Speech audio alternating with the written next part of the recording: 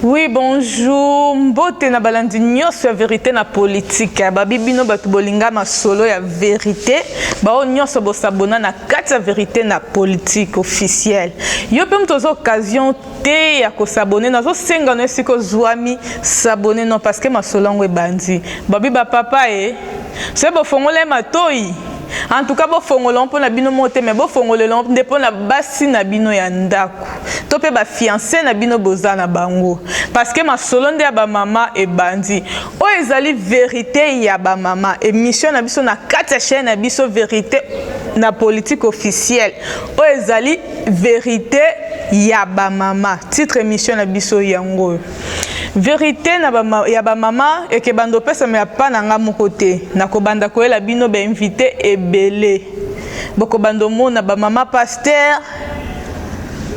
basioyo babimi bazo traiter na bokoko bato ebele na banda ko yambela bino ba minganga ba ye juste pour na kosunga ba mama nengo lelo ngai ndeko na bino la kinoise miso aigle nazoki likanisi ya koya kosala bino partage nga moko nazo sala ouverture ya émission oyo ya vérité ya ba mama yango na baki no na kotika te to sala partage na biso par là na pesi mbote na ye moko yeme mokonzi o ba bengi le padre de la presse leader à Lyon yamba mbote utepa taka mosali na oti leo nini oto koki kolobela lelo tozo lobela ndenge nini okoki koboma ba infection oyo eyaka na sima ya salito ebimaka biso bana basi ya chaque mois oto bengaka règle ndenge nini oto koki koboma ba salite wana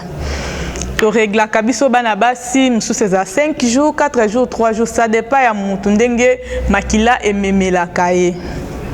babi règle non nous ezanini règle ba biso biso règle za ba salité oyo ebimaka biso bana basi o mona moi si so abimisi yango te azaka déranger ngaye c'est que na simbi touche yango na siko salité na tango ebimaka na suka etika biso libanda na biso ya vagin na biso to pe kati na biso ya vagin na biso o nga na surnommant chatabin etika biso na ba infection. Et on parle là, le na bino, to ça la partage, ngana bino, to ça partage le msuste ya ai. Bon moninga le na ai. Ai oto ebike to lambela kango, bato bazana mi balia kango. Kana kat apet to ko faire découvrir bino ai, na se ya muso ke sala kanini ai.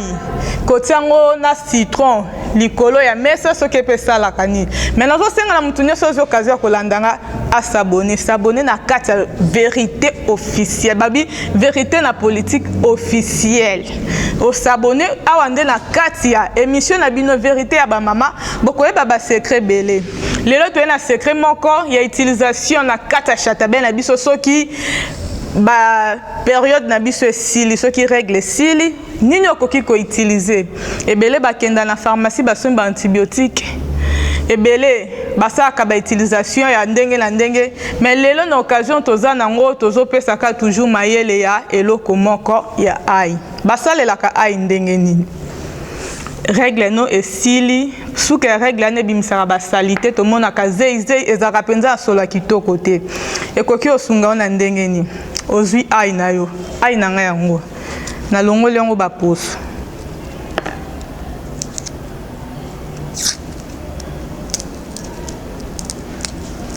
il faut longola ba poso bien pour etika la ote na kati ya chatabin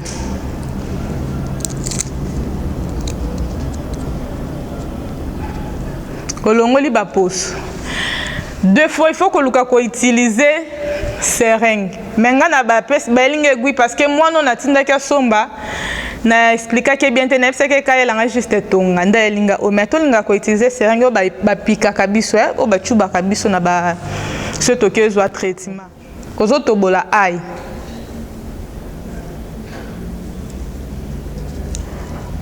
o toboli yango na bi utilisation nango après règle otoboli ontango otoboli yango okovandisa yango na kati ya chatabin te Ce qu'on va dire, on a quatre chataben en tout cas, bah, le ventilateur parce que soit kamakasi. Yango ba déposa kango omoni trou na biso wana esika ba saleté bimaka. Kando to bolozio vandisi yango, ozwi bande hygiénique na yo otie na se o vandisi yango.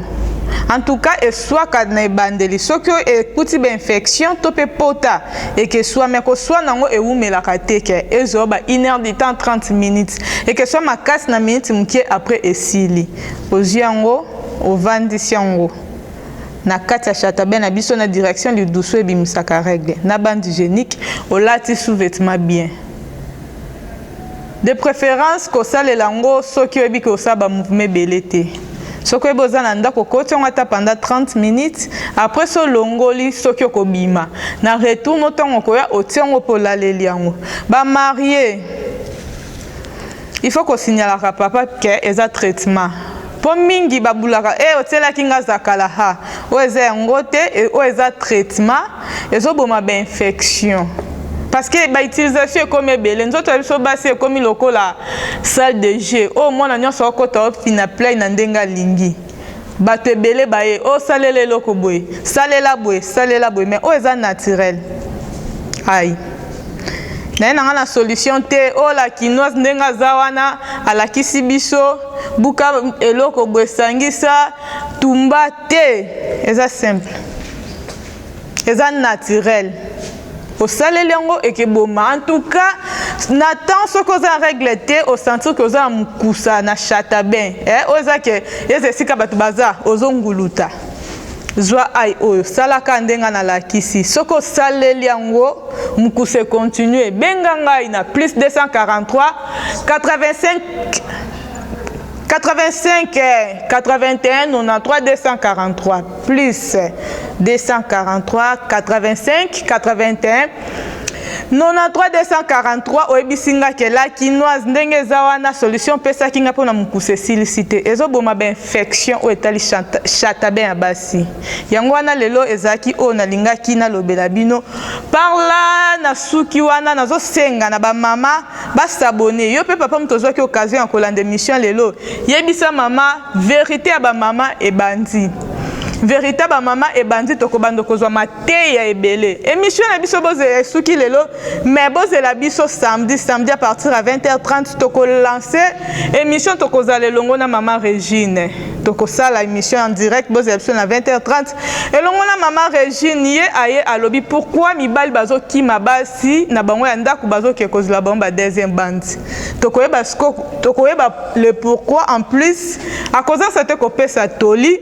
pe kopesa mayele nini pona mobile oyo akimaki mwasi na epo ke kozwa mwasi mususu na tina ete azboma kuna azongela mwasi na ndako lelo tosukiawa soki bomona kingai bwe lelo lisusu liboso na bino pona pesa to sa partage ya mayele oyo epa ba jeune fille to pe ba mama soki bomoni ngai bwe bo pesa merci na Michel Kayumba elongo na Jansi Lubamba en tout cas merci beaucoup na ye moko mokonza ba ya mikonzo na bengaka prêtre ba bien moko leader ya Lyon les padres de la presse mokonzi en tout cas merci beaucoup. L'autre soukia bozela matin oya ba mama vendredi na 20h elongo na mama Régine azozongisa ba papo baluka ba deuxième niveau bazozonga na kati ya bandako bo s'abonner ba mama papa ozwa occasion ya kozwa matin oyo signaler mama s'abonner ça bien surtout na bike poto bozaka trop ba produits chimiques pour na ko utiliser chataben na biso ba bin naturel oyo nzamba salon mokili mobimba.